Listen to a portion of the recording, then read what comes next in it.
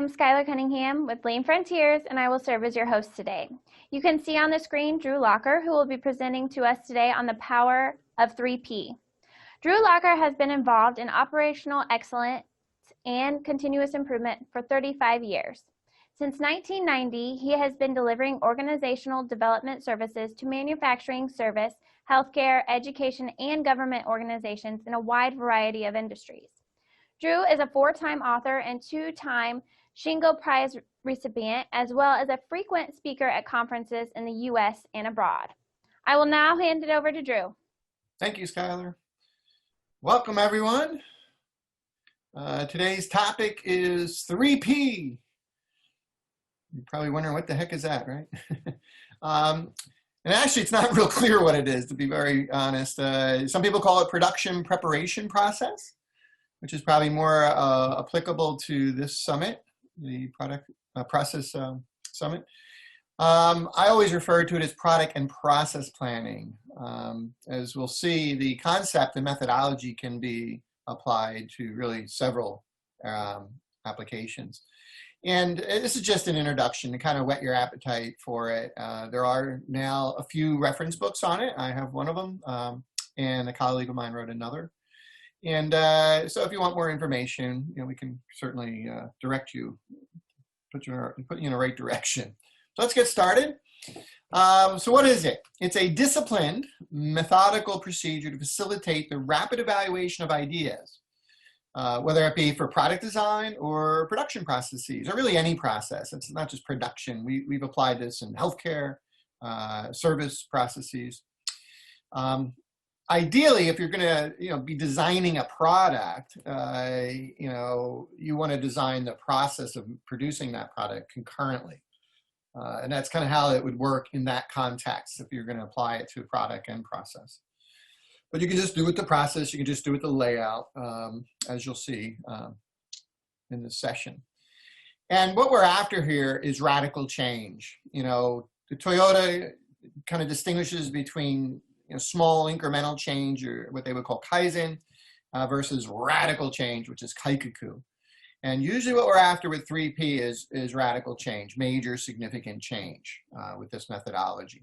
If you're just looking to kind of tweak your process a little bit, you probably don't need to apply 3P. It comes from Chihiro Nakao, who used to, I believe, worked for Toyota at one time, but he certainly had his own consulting firms named Shingijutsu. I believe his daughter now runs that. And he actually developed the methodology that we're going to go through. So I wasn't ever quite sure if it was a Toyota term, but certainly the principles are practiced by Toyota. So I know Nakal had worked with them for quite some time before he started, helping organizations around the world. As I said, it can be used for new products or existing products that you want to redesign. Can certainly be for new process, just the process, or a major redesign of an existing process. And it can be used to redesign facility layouts, which obviously have major process implications. Personally facilitating, albeit virtually in this day and age of COVID, the application of 3P to a facility redesign at an old customer of mine. And it's going pretty well. Been interesting to do virtually, but it works out quite nicely for that as well. The principles that it's based on is collaboration. It is a strongly collaborative process and methodology. It involves a lot of people. It's a big team kind of approach. So a lot of great collaboration comes out of this. Definitely creativity before capital. We want to kind of have ideas to improve processes or layouts, that don't require a lot of capital. So creative ideas before we go invest a lot of money. Very importantly is it's alternative or set-based.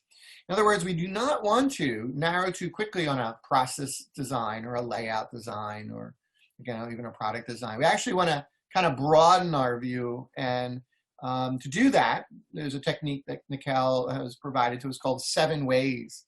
So, don't give me one way to lay out a facility, give me 7. And what that does is that it expands the creative process of process improvement in general. We also use a concept called biomimicry, looking for examples from nature. We don't apply that to layouts, but we do apply it to process design, especially for like designing equipment for processes, like new equipment. You know, environment, you know, Mother Nature has created solutions for all kinds of problems, and a lot of people, a lot of inventions, man-made inventions, came about because of observations that somebody made in nature. So that's what I mean by biomimicry. And then it's rapid learning cycles, rapid PDCA cycles, which includes or involves like simulations, you know, ideally mock-ups of like a process. You'll see some pictures of that. Not able to do that with my layout that I mentioned that I'm facilitating right now. It's kind of two-dimensional, though. Certain areas, they did some three-dimensional mock-ups to scale, just so they can, you know, get a, you know, really enhance the learning by being able to kind of play within the model that they created. Another part of simulation is simulating what we call the 7 flows, extremely important for process design and redesign. We'll define those shortly. And by doing that, it really gives you a much better probability of success when you put the new process in place, because you really thought through it and different aspects, different perspectives the 7 flows provide. We tend to have a tight focus on time when we do this. We apply the methodology and maybe a series of multi-day Kaizen events, if you want to, you know, think of it that way. You know, we try to put together the process design within like 2 months or so. Though, as I'm facilitating this facility relayout virtually, the time has been at least doubled. And I think in part that's because of just the virtual nature of how we're trying to do this. So what makes it different? As I mentioned, the 7 ways encourages consideration of multiple alternatives and actually discourages narrowing too quickly. And that's a real difficult thing for a lot of folks, because, you know, you're got this pressure to put a process design together or redesign an existing process. And, you know, usually there's some time element to that. And we're telling you to kind of slow down early, consider multiple alternatives. And it's actually going to, you know, speed things up in the long run, especially when you go to implement the new process design. There's going to be a lot fewer adjustments that are going to be needed with this methodology. It really encourages rapid experimentation, maybe through the simulations. A lot of people like to talk, you know, about ideas. We want to, you know, you've heard, I'm sure, about brainstorming. What we want to do is try storming, and the simulations can help that, especially if you can do like mock-ups of a process layout or a process design, if you can do that. And you can do this in service processes as well. And we want to make sure that we try a process out in a safe way, because that's where we really learn, not just by talking about an idea or a process design, but actually trying it out. So it goes through lots of iterations. So it's not very linear, it's very iterative, and that's a good thing, good iterations. PDCA is a learning cycle, and, you know, the more we can iterate, the more we learn. Again, as I mentioned, very collaborative tool. It involves a lot of people from different functions. It's what it's meant to be, rather than, you know, some small team or even just a few individuals designing a process and then kind of throwing it over the wall and hoping it works and everyone accepts it, which we've seen way too often. You know, some process engineers designing a process or redesigning a process and not fully engaging people. The last thing I want to mention, Nicole actually calls this thinking like a 12-year-old. Though I think these days it's more like thinking like a 6-year-old. And what that means is, you know, when you think back to 12-year-olds, and I think maybe even earlier these days, we didn't have like preconceived notions. We didn't have these biases at that age. We had this wonderment about what could be. You know, we were more open to ideas. And that's what Nicole had always encouraged, was people to kind of go back to that kind of mindset. Because again, we want creative ideas. We want lots of ideas. And we don't want to narrow too quickly from wherever they come from, whoever has the ideas. So, you know, as we grow older and we go into business, whether we're, you know, trained or professional background, maybe that's a part of it, I don't know. But, you know, as we get into business, we stop asking questions. We stop challenging things. We have these preconceptions that, oh, we can't do this or we can only do that. So That's what we want to kind of get over. So we actually have everyone sign these little contracts, and one of which is kind of the team norms, but one of which is think like a 12-year-old, find my 12-year-old mindset. So, hopefully it would help free people up and consider all possibilities. The process, again, can be over a couple months. The design piece usually is about 2 months or so, 2 to 3 months. Then the actual implementation can take longer based on what you're designing and what's required. Like if we're designing process equipment, it could take a couple months once the design is complete to actually build it, test it out, and so forth. So this is not something done quickly. A lot of prep work, getting the right team members on there. We do some team training, as with all the improvement methodologies. And again, applying this to a product, a process, or both, or even a layout. And then the follow-up is where we actually start implementing and doing more simulations and whatever kind of iterations are needed there. But hopefully not too big of iterations where they're very costly. But if we're still simulating with just simple materials, mock-ups of the process, that's a cheap way to simulate. You can try lots of things and not incur a lot of costs. So management's got to be really bought into this, understand it, and support it, because this is a big investment of people's time, and a lot of big team usually approach to this. So we've got to be real clear. And management also has to provide some guidelines. As for example, my layout design, we've got a budget that we have to work within to implement that layout over the next couple of years, actually, the way this is going to work at this particular company. We needed voice of the customer information, in particular demand, to design that layout, future demand. And they have several businesses within a business, what we might call focus factories. And some businesses are going up and some businesses are going down. So it's really added a layer of complexity to the design of that layout. But, management had to give us that information. Set some other clear objectives for safety and things like lead time. You'll see we have a set of defined design objectives that we judge. We rate the various proposals against. So you'll see an example of that. Well, here's kind of a list, and again, this depends on what the subject is. But certainly we have floor space requirements that we have to work within for this layout design. We set some safety goals, as I mentioned before. We are looking for certain throughput to meet the projected demand. We are hoping that the layout will result in some productivity improvements. Perhaps quality. Their product is very sensitive to the environment, so that's got to be part of our design of the layout. They're good with quality to begin with, but we have to be very conscious of the environmental factors that can affect the quality of what they do.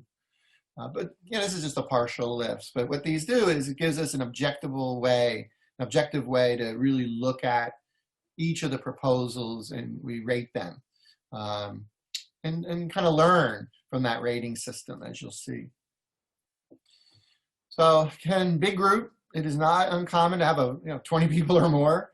I think we were up to about 24 with the layout design in phase 1, and I think still in phase 2. And I always suggest to the organization that all members are on call, because we want to tap into the experience and knowledge that everyone has, whoever it is, because we might have a question that comes up and we want to be able to answer those very quickly. So we put the whole organization on call as we're going through this methodology over the period of maybe months. The training is pretty straightforward. We just talk about what we're trying to accomplish, the methodology, very important. We cover the unique aspects of 3P, like the 7 ways, the 7 flows, biomimicry. We go over those and what we're trying to accomplish there. So we go over all that, and then we have them sign the contracts. And these are just, like kind of a team charter, if you want, not a charter, but the behavioral norms of the team that we're asking people to follow. We actually have them sign it. and I post up in the room when we're doing this together in person. And somewhere on there, number 6, I will return to my 12-year-old mindset and will use this style of thinking to generate useful ideas. So these are just basic, good team norms that we would hope for any team, really, using 3P or some others. But to actually have people sign a contract with their name on it, sort of as a nice, I don't know, it seems to hold them to it a little stronger. So the process that we go through, I'm going to cover today, 10 steps.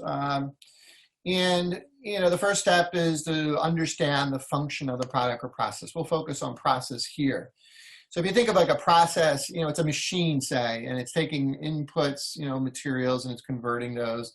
What is that conversion process? And we try to clearly define what that is.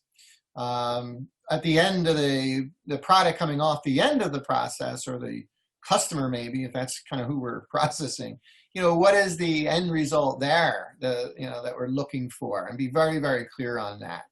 And it could be multiple, expectations, and we might even kind of rate these a bit to be able to focus on the predominant ones, the most important ones. Okay. So we use some visual techniques to help. It engages the people, the team members' eyes, which is always helpful. So they'll actually sketch out a physical representation of the product at each stage, going through a process, or a customer if we're doing a service process with this.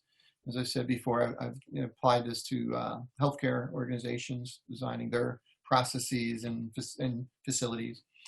So actually sketch that out at each stage of transformation through the process or processes. So we'll sketch that out. I might use a kind of a fishbone differently than maybe you have in the past, not for cause and effect, but just to understand how the process is going to flow, the inputs that come in at each step, and how they are used to transform. And just getting it out in the open helps everyone kind of understand, learn from each other, which is important. And we try, by focusing on the function, kind of divorce ourselves from what exists today. This is particularly important when we're redesigning an existing process. It's a tendency for people to just, you tell them to be creative and they just come up with the same thing they had the last 5 years. So we're trying to get people out of their box. You'll hear me say that quite often. And by just focusing on what's the function. Don't worry about the machine you have now, or maybe something you saw in a catalog you always wanted, just what are we doing? How are we transforming the materials? And then we can kind of, go through this creative process of 3P, and maybe we come up with something quite different. So we just kind of use like a flow diagram. Again, we might be doing this for our manufacturing process, so the transformation of the materials and parts is what we are visually depicting. Might even take pictures and put them on the cards, but showing how it all kind of comes together. Not, again, looking at the existing processes that we have today, but the materials as they're transforming. So we better understand what is going on, and really boil them down to some very basic transformation processes. I'm sizing, I'm attaching, that kind of thing. Not welding, attaching. That's the distinction. Maybe we don't want to weld. Maybe that's not the preferred attachment process, just as a quick example. And we'll do something similar for the part progression as it's going through the manufacturing processes to ultimately to become a completed unit that we would sell or ship to the customer. And you can do this as well in healthcare. You think of a patient as the product, and the various processes that are being applied to them. We try to boil that down. What's the real function of that process, or any service process? Now once we have the essence of the function, we try to get it down to real, just a term like attach, clamp, all these kind of verbs. And that allows us to then go back in step 3 and say, how does nature perform those functions? And again, why nature? Because this really gets us out of our box and think very differently. And as I mentioned a little bit ago, a lot of product inventions, process inventions have come about by someone that was making observations of things in nature. I use the examples of barcoding. Where did barcodes come from?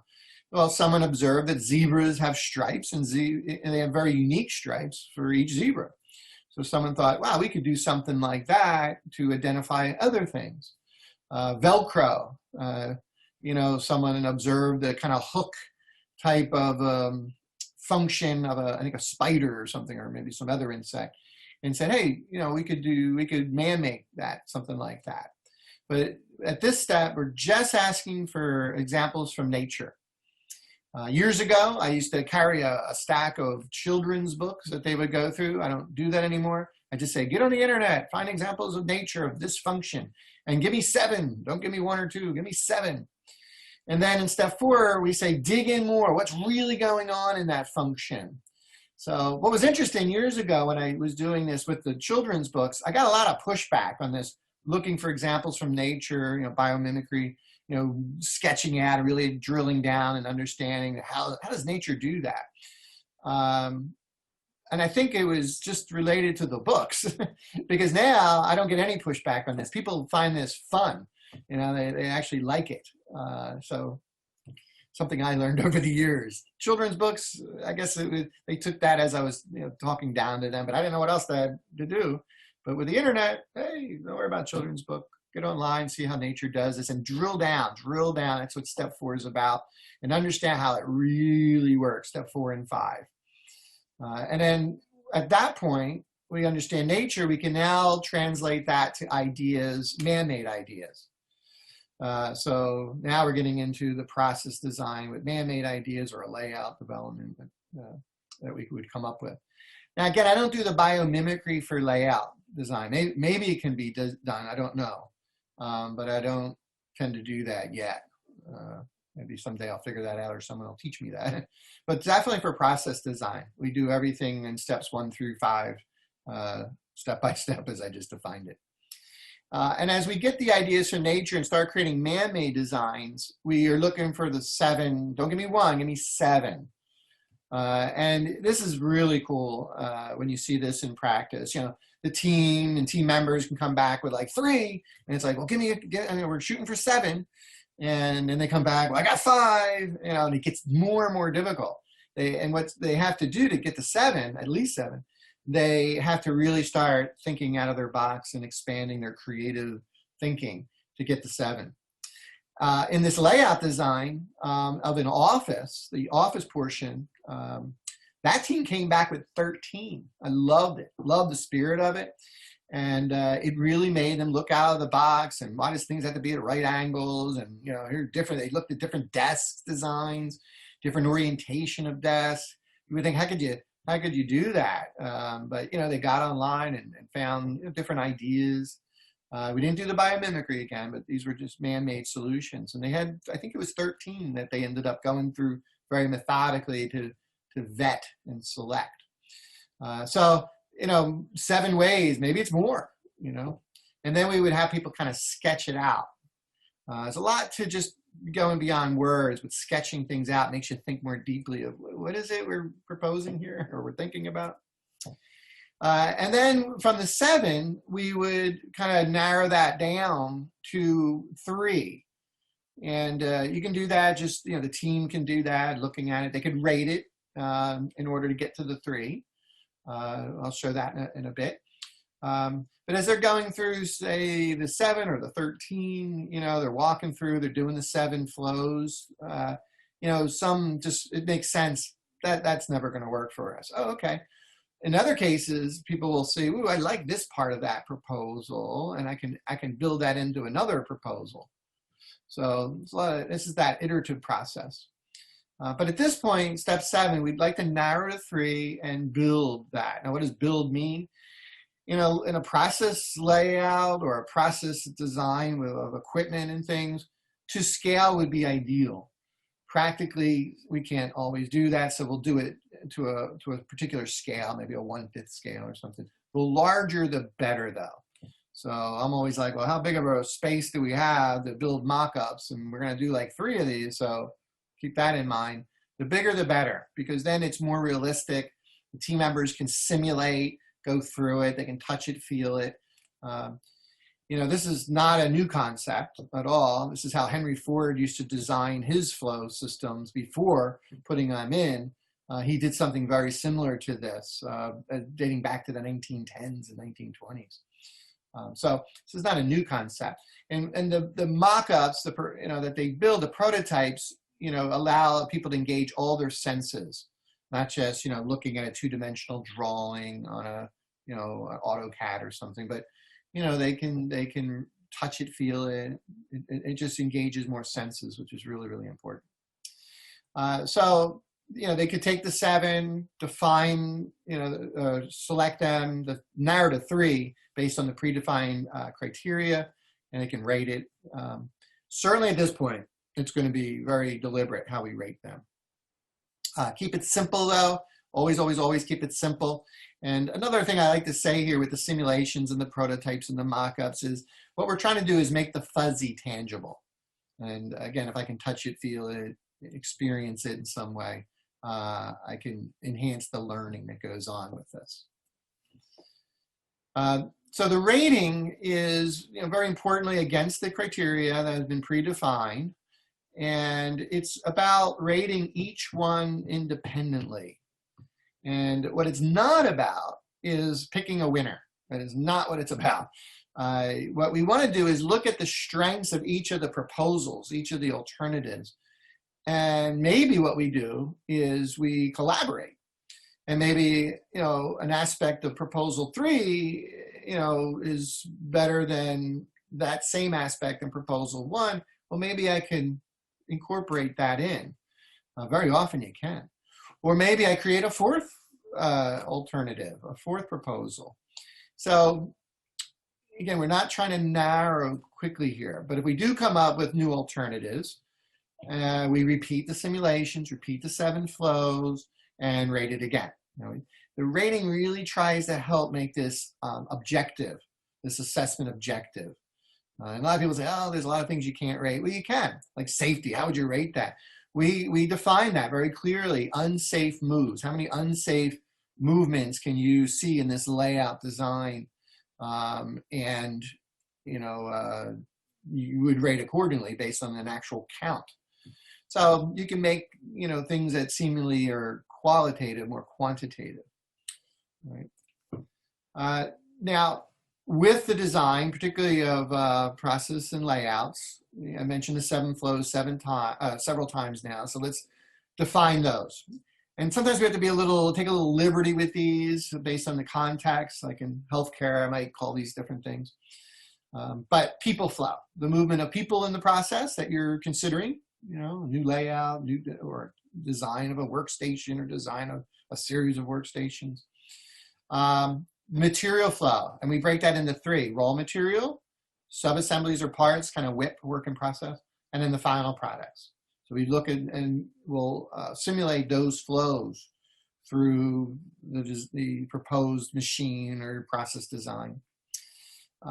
Equipment, and what we're talking about there is, obviously you would lay out equipment if you're designing the equipment, but we're talking about all this kind of secondary equipment that is in need to support the main equipment, assuming we have equipment as part of our process design.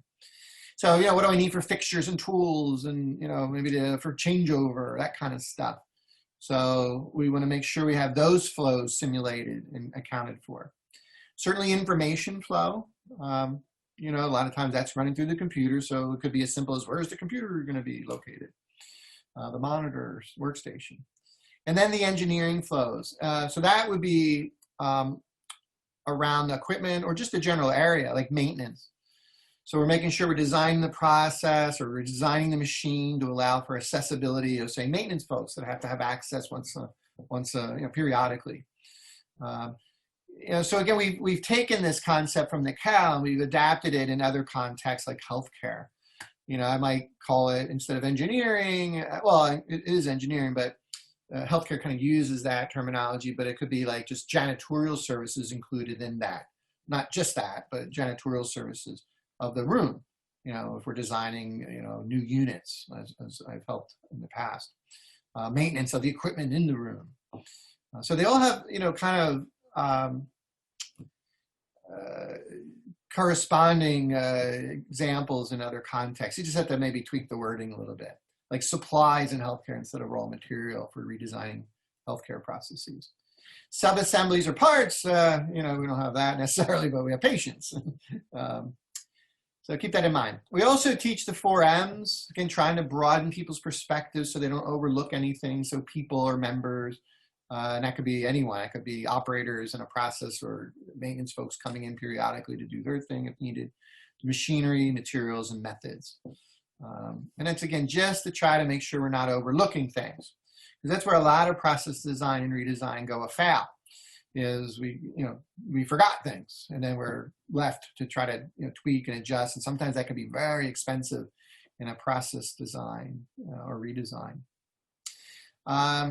Some other things that we're looking at too is to apply some lean concepts in our design of our process, which could relate to some of the 7 flows. Like you start talking about like raw material, how are we going to present that to the process? And how much are we going to store? Oh, we're going to set it up on PullKanban. Great. Well, let's figure out how much we're going to store there. It could be, we're going to make sure we have point of use of various tools that we need. So we would apply those concepts maybe as part of 5S, a place for everything in its place, but the right place.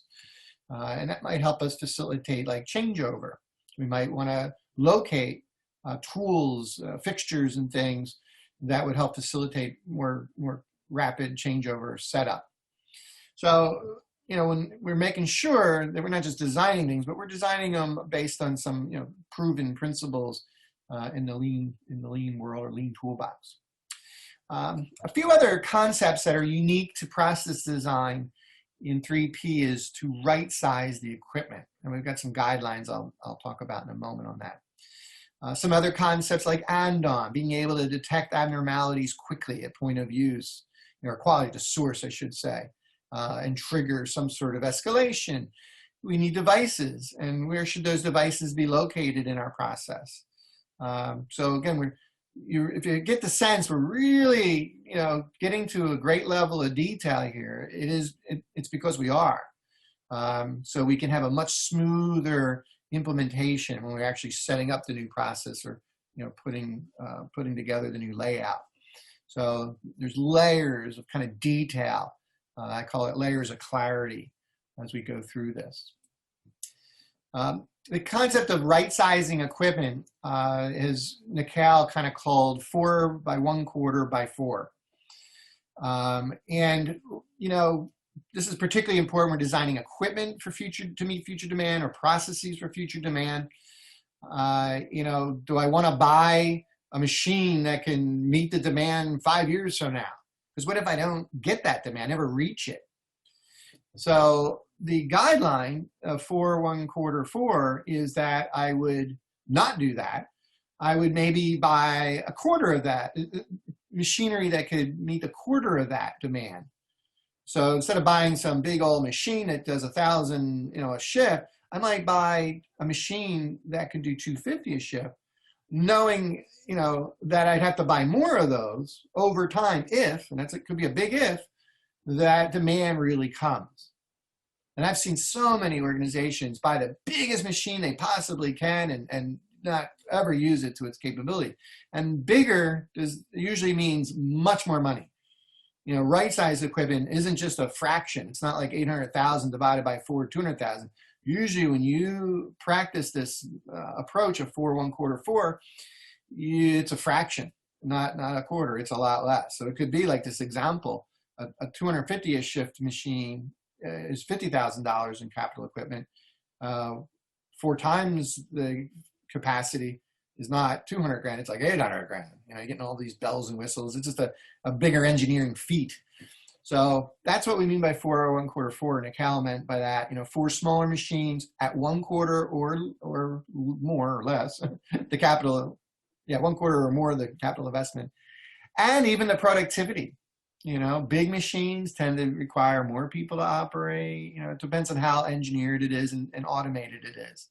But even in highly automated lines, I've seen small armies of people tending to it. So where a smaller machine, I don't need small armies. So this gives us much more flexibility to grow and really just smart business practice, right? If that forecast demand never hits, no harm, no gain. So the 4Ms, which I mentioned briefly, and just making sure it's kind of like a checklist. We're not missing or overlooking anything, that we've got it all attended to in our process design, whether it be jigs and fixtures and tools and gauges and, obviously the materials and so forth. Okay. To do this, and this has been interesting doing this virtually, I'll be honest, it's the first time I ever did it. We normally would have a large room, and we still do actually, even virtually. We just have to schedule the people in there to maintain social distance. We've got flip charts so people can kind of sketch ideas as they come up. We have done in areas of the layout design 3D mock-ups, actual mock-ups. Move chairs together. I mentioned the office did this. They mocked up a whole bunch of them, not the 13, but when they narrowed, they started mocking things up. And that gave them a better sense of what they were proposing. But you can't do to scale. We'll do a scaled version. And frankly, what we really are depending on now for the overall layout design is just CAD drawings. AutoCAD is what I think we're using, and we're using some other tools for that. But wherever you can, you want it to be as three-dimensional and where people can touch it, feel it. And you just can't do that with a computer screen. But we're doing the best we can with that, with this virtual 3P event that I'm referring to. But we want people to sketch things out, then they would build the prototypes. We were building 3 at this point, just to be clear. So we went from 7 to 3, now we're building the prototypes. Again, that allows us to do the simulations, the 7 flows, make sure we're applying the 4Ms, the process 4Ms, make sure we're not overlooking anything. People can come and check it out. So here's an actual example of a mock-up of a new process for, this company makes, actually, in this day and age, they're probably busy. They make kind of consumables for lab testing. High-speed machines. It's an FDA-controlled, regulated environment. But they're designing the whole process because it's high speed. It's going to be highly engineered, but it starts with paper and cardboard and tape, as you see here, to scale. They got a room that they rented or had it maybe at another facility that we kind of took over for a couple months, and you can see on the right, old colleague of mine, Phillips, going through, probably maybe talking through something or even going through some 7 flows with 2 of the team members. But making that fuzzy tangible. And if you look at the detail here, for the mock-ups, it's impressive, but that's what we want. The little plastic things, I think, are their products. And this would be like a filling line. I think that's what they're filling things in, I believe. But they'll use materials to simulate anything, just got to be clear on it. And here they are presenting those and rating, the team would rate them. And it could even be a broader team. We'll bring other folks in and walk them through the mock-ups, the proposed process designs, and then everyone can rate. So it's more inclusive. And, when you get through this, everyone's kind of on the same page, which is nice. So here's a colleague kind of walking through one of the mock-ups, and they would rate it and then move on. So again, wherever we can, we want to kind of walk through those 7 flows, gather real data. I mean, don't just walk it, maybe time it or measure the distance the operators are moving, to put some numbers on this so we can rate things more objectively. So there's data gathering in those mock-ups and simulations that we do. It's not just, oh, that went well. We want to be data and fact driven in our decision making here. So again, you can do it. You can be walking through and say, oh, that looked like an unsafe, move. We can count that. And at the end, count those for each of the proposals. We're still at 3 right now. Still at 3. Then the team would rate it. Could be a broader team. That's what I'm doing with the lab. We're bringing in management. They get a vote like everyone else. And once again, we're not picking a winner. We're taking from the 3, and we are trying to maybe come up with a 4th one. So it's just continue iterative, collaborative process. And that's what I'm referring to when I mention here, combine ideas is appropriate. But if you do that, you've got to repeat the 7 flows, check your process 4Ms, go through the rating process once again, gather data before you do that, just to make this as factor and data driven as possible. So our bias is always to try-storming, always to simulating, because you learn a lot more by doing than just talking about it. So here's an example of the rating, how it might work. And again, we could have done this earlier as well. You can do this, like my office team, sub-team for this overall facility layout, they did this for, I think, 7. When they got to 7, they actually used this for 7. But here's this happens to be the process steps through a series of, processes, pieces of equipment, different stations in the engineered equipment. And these are the 3 proposals, and it's just a simple scale of 1 to 5 against certain criteria, which I don't show here. But, what we then do is look at, like 12 of our team members gave design number 1 a 4 or a 5 for the design of the loading to meet the requirements that were defined. I don't have it on here because each station kind of had their own requirements. Then the whole system had requirements. So wow, that's pretty strong, Now, somebody didn't like it.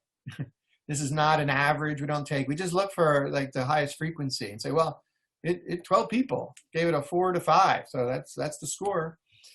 If you look though, liquid dispense, that particular station of this line that is being designed, when it was judged against its criteria, it didn't get such a high rating, proposal number 1.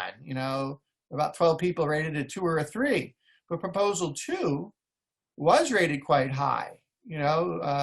14 people rated it a 4 or a 5. That's really good. So here you can kind of start seeing, what if I combine this proposed design number 1 for loading that work center or station with proposal 2's liquid dispense design and so forth, and we come up with a 4th design. How would that look? And hopefully this kind of gives you an idea how that would work. And what you don't see here is the rating of each of these against the that came earlier, I should have said, against the specific criteria for these. A lot of the criteria is the same, right? It can get the throughput, quality, we might call it a general statement of quality, but it could be quite different, right? The quality criteria at each stage of processing. So that rating happened ahead of time. That helped them narrow these to the 3, and then they rate again the overall. So that helps people get a little more objective with all this, and we can kind of pick and choose and say, hey, let's do a 4th one or a 5th one, and just kind of go back to an earlier step of this process and kind of repeat it. And then once we narrow down, we can say, here's what we're proposing, and walk through maybe senior management, who maybe has to write the check. We still go through this 3 designs with them if we have not already. Sometimes management was already involved in this, so we don't have to do step 10. Depends on your organization. But we don't just present 1 to management. We say, here's the 3, here's our rating. So they see that we really thought through this. The team really thought through this and very objectively. And most of the time, unless management has some other piece of information they never shared with us up to this point, they would come to the same conclusion. So again, here's a mock-up where they combine different pieces and narrow. This is actually 1. This is the one they went with. And, people could come for a while and do simulations again. And then over months, and it was months, they had this machine built. Not just machines, it's really a series of machines, kind of in a U-shaped cell to load, fill, and package these little consumable liquids for used in lab testing. It could be very precise. Or the lab test could be faulty. So that was kind of what they narrowed to from 3 to 1, and this is what they came up with. That's the real one. And you can probably imagine that if they kind of miss some things at this point, it would be very expensive to change. Where here, not expensive to change. And that's what we're trying to do, trying to accomplish. So again, we would, these are sample results. It will vary based on what your objectives are, the measurements on the left, but by all that prototyping, well, even before that, the 7 ways, and then all the prototyping and simulating of the 7 flows, the process 4 M's, making sure we're not missing anything, you can get some significant results. And that's what 3P is about, getting substantial, significant results. Kaikuku, as Toyota would call it, radical improvements. And you look at these numbers, these percentages, there's no small number there. And that's pretty much it. So it's not for the light of heart. It has its application where it's really needed, where the feeling is that significant change would provide big benefits to the organization. So that is 3P in a nutshell. Again, there's a couple books on the subject. I probably should have put them on the last slide. One is Unleashing the Power of 3P. It's a storybook, so it reads easily. And it actually talks about relaying out a production line and redesigning the production line. The little case study we saw is the origin or the foundation of another book called the Lean 3P Handbook, I think it's called. And that kind of talks, it's into more detail, the methodology that I covered today briefly in this little overview. But again, you can apply it to processes, new or redesign. You can do it to layouts, new or redesign. You could do it with products as well if you wanted to, or a combination of all 3 of those. So thank you very much for your time, and I hope that you give it a shot. Hope you give that methodology a chance. It's well worth it. Thank you. Thank you, Drew. Thanks for sharing your insights with us today. Everybody, have a great day. Bye-bye.